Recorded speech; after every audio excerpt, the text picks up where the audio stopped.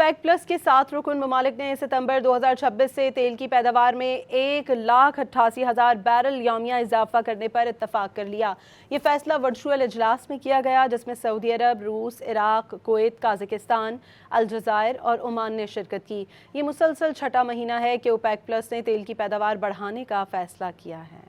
OPEC plus के 7 रुकन ममालिक ने सितंबर 2026 से तेल की पैदावार में 1,88,000 बैरल यौमिया इजाफा करने पर इत्तफाक कर लिया। ये फैसला वर्चुअल इजलास में किया गया, जिसमें सऊदी अरब, रूस, इराक, कुवैत, काज़ाकिस्तान, अलजायर और ओमान ने शिरकत की। ये मुसलसल छठा महीना है कि ओपेक प्लस ने तेल की पैदावार बढ़ाने का फैसला किया है।